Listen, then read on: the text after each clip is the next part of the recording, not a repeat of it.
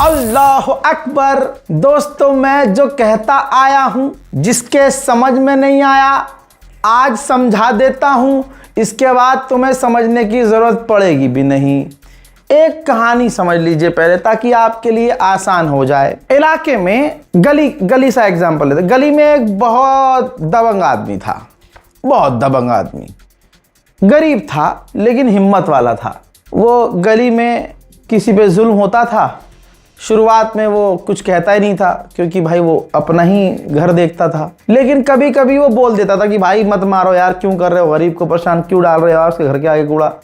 भाई तुम गली के इतने मजबूत आदमी हो तो क्या उसका पैसा चुरा लोगे, क्या उसकी गाड़ी के शीशे तोड़ दोगे। ये बातें बोलता रहता था। एक बार वो जो इंसान था मजबूत लेकिन गरीब, गली का जो सबसे बड़ा गुंडा था, उसने उस पर हमला कर दिया। थप्पड़ मारना शुरू कर दिया, घुसंड मारना शुरू कर दिया, अपने 4-5 दोस्त बुला लिए, मारना शुरू कर दिया। अब उसने क्या किया, पलट कर वार किया। उम्मीद ही नहीं थी उसको कि ये गरीब फटीचर, जिसके घर तक तो हम सब्जी वाला भी नहीं जाने देते, इसने पलटकर हम पर हमला कर दिया।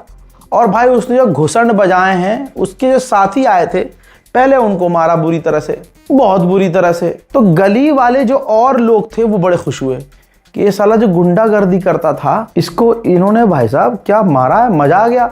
लेकिन मुंह से बोल नहीं सकते थे, मुस्कुरा नहीं सकते थे, क्योंकि जो गली का बदमाश है उसकी ईगो हर्ट हो जाती।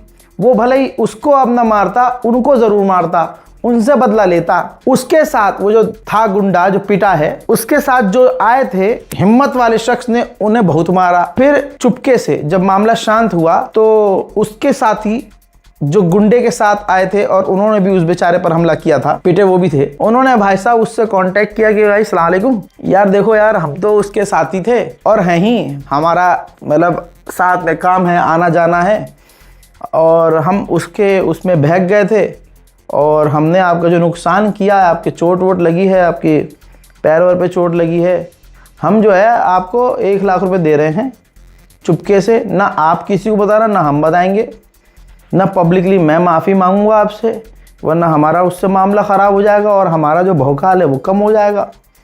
अगले ने सोचा भाई मैं तो पूरे साल में इतना कमाता नहीं हूँ, अगला आदमी उतना दे रहा है पैसा, तो भाई तू पैसे दे, तू हमारी बुराई कर, तू दुनिया में चिल्ला कि तूने हमें मारा उल्टा, हम कोई जवाब नहीं देंगे। समझ में आ गया ना। ये जो चुपके से पैसा देने की बात कर रहा है, ये यूएई है। अल्लाह अकबर। जिसको दे रहा है वो ईरान है। अल्लाह अकबर। और आसान कर देता हूं, यूएई ने इसराइल के साथ, अमेरिका के साथ मिलकर ईरान पर हमला किया।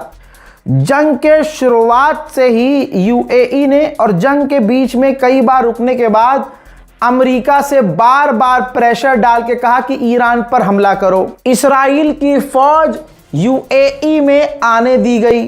यूएई के अंदर इसराइल की फौज, इसराइल के टॉप के commander, drone battalion, air defence system मंगाकर तैनात किए गए जंग के दौरान। लेकिन ईरान ने दबा के पीटा, बहुत बुरा मारा। यूएई का सारा भरम और हैकड़ी निकल गई। वो जो मोहल्ले का बदमाश था, यानी जो अमेरिका था, उसको ईरान ने पीटा। उसके साथ जो कूदे थे जंग में यूएई जैसे, उनको पीटा। रिपोर्ट ये आ चुकी है कि यूएई ने खुद ईरान पर हमले किए अमेरिका और इसराइल के साथ मिलकर। और चलते चलते आज की तारीख में हालत यूएई की ये है, जब इसराइल पीछे हो गया, अमेरिका की फट के 4 हो गई, अब यूएई फंस गया। अब यूएई ने ईरान से बातचीत की। मैंने ये बताया था 2 दिन पहले की रिपोर्ट में कि यूएई के ऑफिशियल्स चुपके से तेहरान गए हैं। तेहरान से वापस यूएई का जहाज कुछ घंटे में वापस यूएई आता है, लैंड करता है। तभी मैंने कहा था कि भैया शक मुझे है कि कुछ ना कुछ तो हो रहा है। अब ईरान की ऐसी अजीम ताकत देखने के बाद यूएई को जल्दी समझ में आ गया, ये उसके लिए अच्छा था। अब ये रही रिपोर्ट, अब और क्लियरिफिकेशन हो गया। भाई 3 बिलियन कैश, बिलियन की बात हो रही है दोस्तों, 3 बिलियन कैश, 2 टन सोना, 2 टन सोना 15 जहाजों में भरकर यूएई ने ईरान को दिया है। अल्लाह अकबर। सब अल्लाह अकबर बोलेंगे भाई साहब। ये एक कौम जो दबाई जा रही थी, ये मुसलमान जो टूट रहा था गुंडागर्दी से, जो अपने आप को यहूदियों का साथी समझकर, उनका साथ देकर अपने आप को सबसे ऊपर समझ रहा था, अल्लाह की ये ताकत है, ईरान की नहीं है। अल्लाह ने ईरान का ऐसा साथ दिया कि यूएई ने अपने आप को बचाने के लिए, इसी रिपोर्ट में लिखा है, 3 बिलियन कैश, 2 टन सोना, जहाज, 15 जहाजों में भर भर कर ईरान को दे दिया है और कहा है कि हमें जंग में मत घसीटना। हाँ, जंग में मत घसीटना। आपका जो नुकसान हुआ है हमारे हमलों में या हमारी इन्वॉल्वमेंट की वजह से, उसकी कीमत हम सबसे पहले चुका रहे हैं। अल्लाह अकबर। भाइयों, मुसलमानों, मेरे दोस्तों, मेरे यारों, ईरान से शिया होने के से नफरत क्यों कर रहे हो जब देख रहे हो कि अल्लाह की रजा है ईरान के साथ? आप ये क्यों सोचते हो कि भाई वो शिया है? तुम ये सोचो कि वो मुसलमान है, उम्मत के लोग हैं। मैं कह रहा हूं मेरे हिंदू भाइयों से, मत सोचो कि वो मुल्ला देश है, ये सोचो कि वो वाहिद अकेला पूरी दुनिया में मुल्ला एक ऐसा देश है जिसने पूरी दुनिया में गुंडागर्दी मचाने वाले को जमीन पर लाकर फाड़ दिया है, सारी गुंडागर्दी निकाल के उसके पिछवाड़े में डाल दी है, जिसका नाम है इस्लामिक रिपब्लिक ऑफ ईरान। दूसरी तरफ यहूदी फौज, इस्राएली फौज, फादरलैंड के दादरलैंड की फौज मूत रही है डर के मारे, खौफ में है। फिर से कह रहा हूं, बिना सबूत के नहीं बोलता हूं। रिपोर्ट ये आई है कि इजराइल डर में है और शौक में है।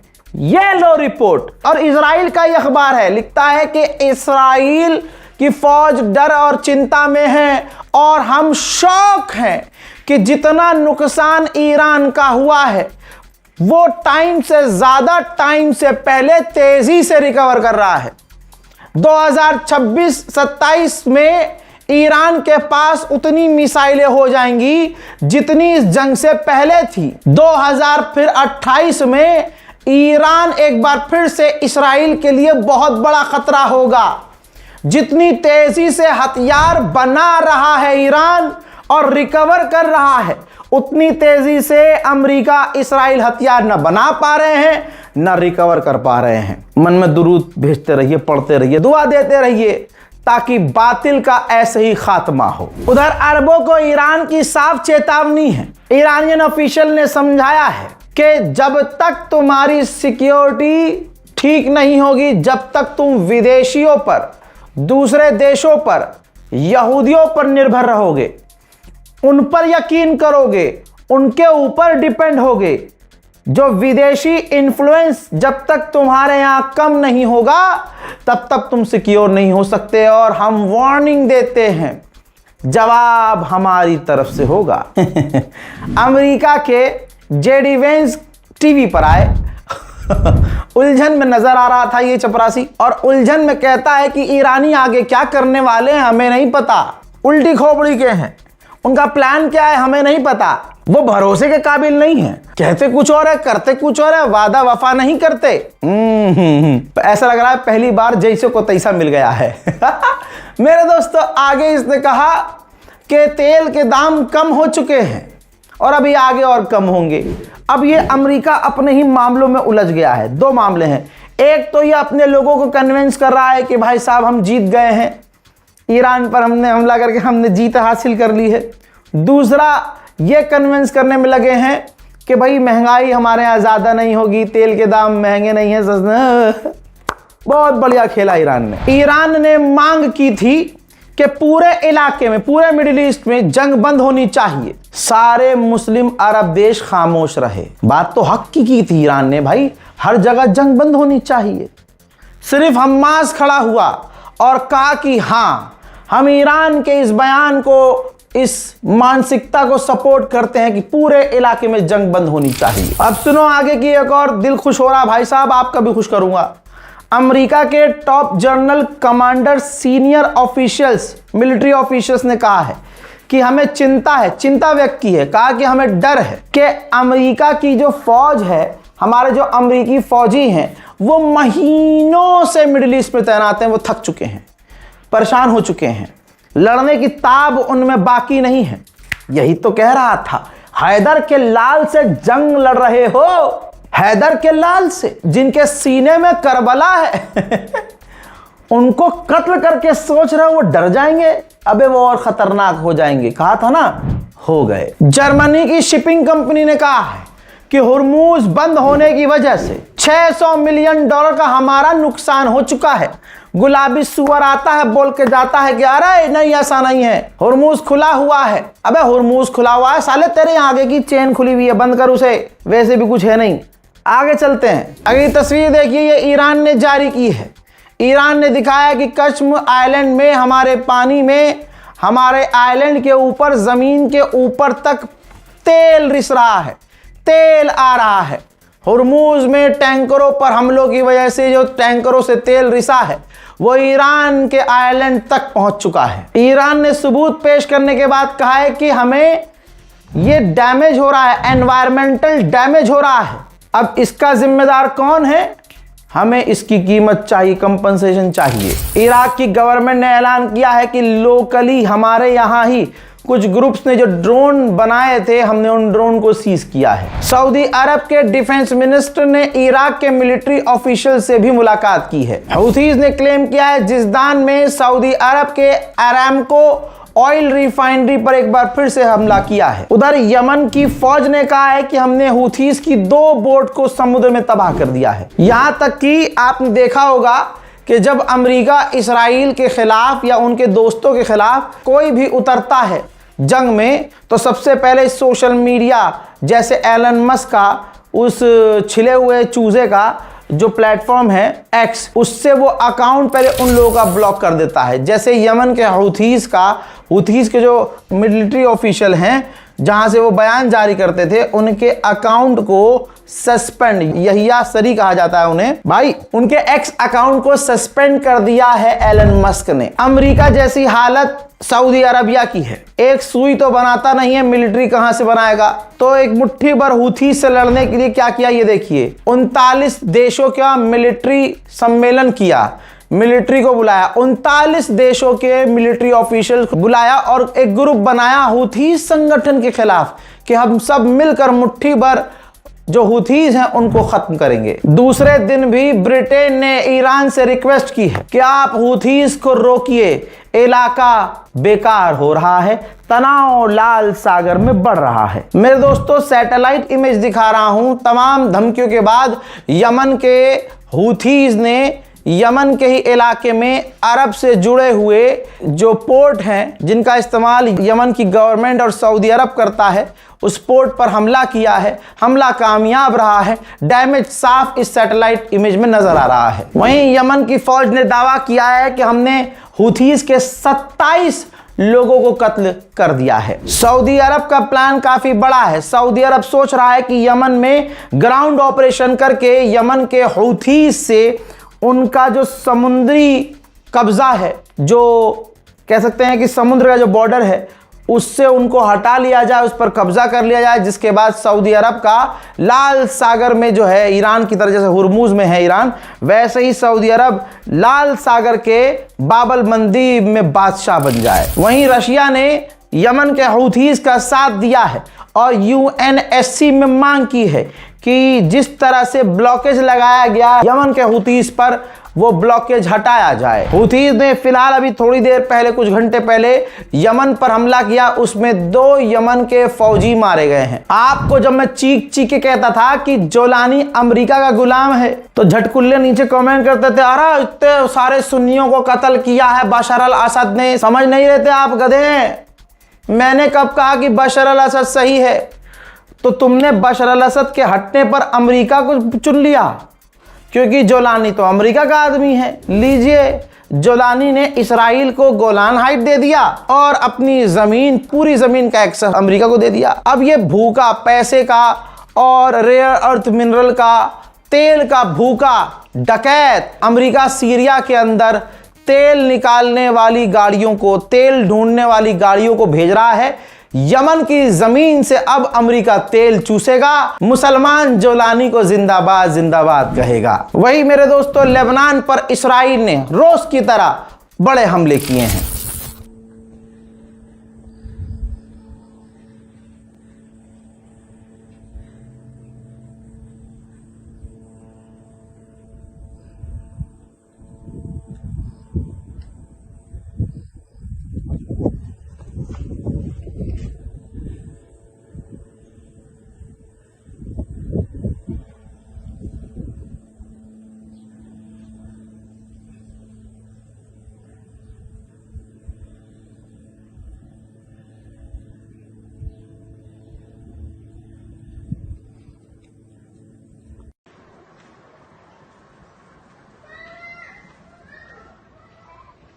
हजरात, इसके अलावा ये देखिए, जैसे वो गाजा में कर रहा है, बॉर्डर के इलाकों में जो खूबसूरत गांव बसे हुए हैं, इसराइल वहां पर बम लगाकर पूरे पूरे गांव को उड़ा रहा है।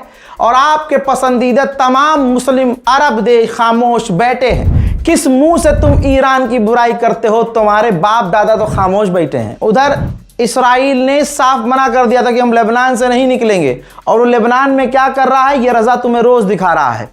जिसके बाद अमेरिका ने डिनाई कर दिया है।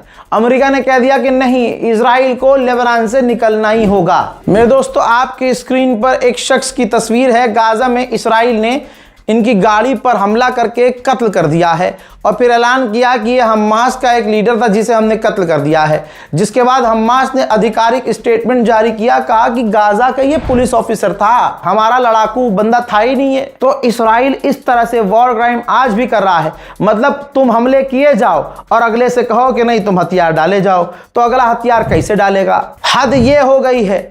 देखिए, मुसलमान अपने ही कौम से, अपने ही लोगों से गद्दारी करता है, जिसका नतीजा ये कि कल तक तो बैतुल मुकद्दस में घुसपैठ हो रही थी, अरब खामोश हो गए। फिर गाजा को तबाह कर दिया, अरब खामोश रहे। फिर उसके बाद फिलिस्तीन के वेस्ट बैंक पर कब्जे बढ़ा दिए, ये हिजड़े अरब खामोश रहे। आज ये हो गया है कि हमारा मुसलमानों का पहला किबला बैतुल मुकद्दस के अंदर तस्वीर देखिए। बर्दाश्त कर सकते हो तो करो मुसलमानों, बर्दाश्त। हलाल की खाने वाले इस चीज को बर्दाश्त नहीं कर सकते। ये देखिए, आज मुसलमानों की खामोशी से ये हो रहा है कि बैतुल मुकद्दस में सिर्फ घुस नहीं रहे हैं, वहां जाकर नाच रहे हैं। यहूदी वहां नाच रहे हैं, जहां नमाज पढ़नी चाहिए वहां नाच रहे हैं। ये यहूदियों की सच्चाई और मुसलमानों की, अरबों की सच्चाई है कि आज बैतुल मुकद्दस मुसलमानों के हाथों से निकल चुका है। लेकिन फिर भी मुसलमान ईरान को गलत कहेगा। जो ईरान बार बार आगे बढ़ बढ़कर इसराइल अमेरिका से लड़ा, जिसकी आज भी यही मांग है कि पूरे इलाके में जंग बंद हो, लेकिन नफरत बचपन से अब पढ़ाई और पिलाई गई है मुसलमानों को, तो ईरान तो बुरा लगेगा, क्योंकि ईरान शिया है। याद रखिएगा, ये आपस की लड़ाई ही मुसलमानों को तोड़ रही है और मजबूत नहीं होने दे रही है। इस्राएली मिनिस्टर टीवी पर बोल रहे हैं कि हम फिलिस्तीन बनने नहीं देंगे, गाजा बनने नहीं देंगे, और हम गज्जा के अंदर रहेंगे। ब्रिटेन का खुलासा हुआ है। ब्रिटेन पूरी तरह से नंगा हो चुका है। मैं तो हमेशा से समझाता हूं कि अमेरिका, जर्मनी, फ्रांस, ब्रिटेन, ये सब एक हैं, ये सब इस्लाम के दुश्मन हैं। खबर ये है कि जो घायल इसराइल के फौजी ब्रिटेन पहुंचे थे, ब्रिटेन ने अपने देशवासियों के टैक्स का पैसा खर्च करके उनकी थेरेपी के लिए, उनके इलाज के लिए लगाया था। मेरे दोस्तों, ये हैं तुर्की के विदेश मंत्री। इन्होंने कहा है कि नेतन्याहू और उसकी रिजीम डील गाजा की खराब करने की कोशिश कर रही है। गाजा पर उनकी नीयत सही नहीं है, वो तमाम एग्रीमेंट्स को तोड़ रही है, लॉ को तोड़ रही है। अगर उन्होंने नहीं माना, पहली बात तो गाजा, क्या हमास हथियार डालने को तैयार है, लेकिन इसराइल खराब कर रहा है सारा मामला। लिहाजा अगर इसराइल नहीं सुधरा तो हम एक्शन लेंगे। आगे इन्होंने कहा कि हमारा जो अलायंस हुआ है उसमें और भी देश शामिल हो सकते हैं। तुर्की के खिलाफ, हमारे खिलाफ इसराइल, साइप्रस और ग्रीस का अलायंस बना हुआ है, तो हम भी बना रहे हैं। बाजू में जो आपको खड़ा हुआ आदमी दिख रहा है, ये इजिप्ट के विदेश मंत्री हैं। तो उम्मीद जताई जा रही है कि ये जो मक्का एग्रीमेंट हुआ है, मक्का एग्रीमेंट में तुर्की, सऊदी अरब और पाकिस्तान के बाद इजिप्ट की एंट्री हो सकती है। मेरा तो सजेशन ये है, ये जितने भी मुस्लिम देश उचक उचक के अलायंस बना रहे हैं, खाली एक देश जिसका नाम है ईरान, आप उसे ऐड कर लो। फिर देखो अमेरिका इसराइल की दादागिरी पिछवाड़े से डाल के मुंह से बाहर निकल। भाई इसराइल आज मुंह देगा अगर इस तारीख में ईरान को अरबों ने अपने साथ कर लिया। ईरान मना करेगा क्या? मैं गारंटी लेता हूं ईरान कभी मना नहीं करेगा। मत बनाओ ईरान को लीडर भाई अपना, ईरान को एक नॉर्मल पार्टनर की तरह नीचे रखो सबसे, लेकिन अपने साथ तो रखो, फायदा मिलेगा। हजरात इतनी तेजी में है ये मक्का अलायंस वाले कि ये देखिए डेटा आया है, आंकड़ा आया है कि पाकिस्तान, तुर्की और सऊदी अरब military exercise, joint defence exercise करने वाले हैं। तीनों देश की फौज एक साथ ड्रिल करेगी। मोहतरम हजरात इस रिपोर्ट को शेयर कीजिए। आधे घंटे की जो रिपोर्ट्स मिल रही हैं आपको, जो हम आपको दे रहे हैं, ये बहुत इंपॉर्टेंट है। एक रिपोर्ट को देखने के बाद आपको सारी चीजें क्लियर होंगी। इस रिपोर्ट को शेयर कीजिए और माजरत चाहूंगा अगर आपको वीडियो लंबा अच्छा नहीं लग रहा है। अच्छा लगेगा कैसे? जब आपको आदत रील की डली हुई है 15-15 सेकंड की, तो मजा थोड़ी आएगा। जो आदमी सिर्फ मारुति चला रहा हो, अचानक से उसे फरारी मिल जाए तो उसे फरारी में भी मजा नहीं आएगा। इस रिपोर्ट को शेयर कीजिए, दुआ में याद रखिए। जय हिंद।